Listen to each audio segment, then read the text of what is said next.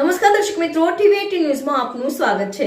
બેન સોલંકી છો, મને એમજે સાહેબ તરફથી યુનિયન લીડરનો હોદ્દો મળ્યો છે, પણ એચઆર મેનેજર એવું કહે છે કે જોશનાબેન કોઈ અધિકારી નથી, તો તમે એની વાતો સાંભળો. પણ કાલે લેબલ દિવસ હતો, જે સ્પેશિયલ કર્મચારી ન જ હતો, તો અમે કાલે રજૂઆત કરી. આ 6 મહિના પહેલા રજૂઆત કરી કે અમને બોનસ તમે 1000 રૂપિયા લખો છો, આપતા નથી, તો અમને બોનસ દિવાળીમાં દેવું. તો કોઈ વસ્તુનો અમને જવાબ કંપની કે એચઆર મેનેજર ભાવનાબેન નથી દેતા. અને કોઈ કર્મચારીનો વાક ન હોય તો એચઆર મેનેજર ભાવનાબેન હાલતા બધાને 500 રૂપિયાનો મેમો આપે છે અને 500 રૂપિયા પગારમાંથી કાપવામાં આવે છે.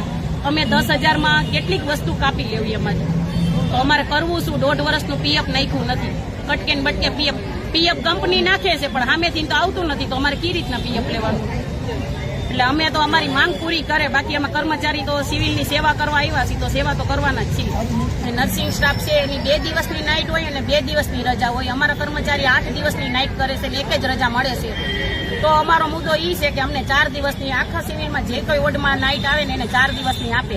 અમારો પહેલા ઘણા વર્ષ પહેલા 17-18 વર્ષ પહેલા 8 થી 2 નો ટાઈમ હતો, તો એચઆર મેનેજર બદલા પછી 8 થી 3 નો ટાઈમ કર્યો છે. તો તડકો ગવર્મેન્ટ નોકરી હોય, જે 90,000 પગારદાર છે, એને સરકાર વહેલો ને મોડો ટાઈમ કરે છે ઠંડીની હિસાબે, તડકાની હિસાબે, તો અમારો ટાઈમ કેમ વહેલો ન થાય?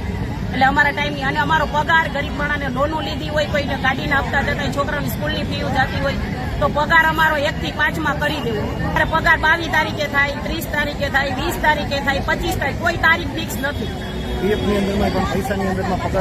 અને અમારા પૈસા જે મળતા હતા પીએમજેવાયના, એ પૈસા વર્ષ દિવસથી દેવાનું બનશે.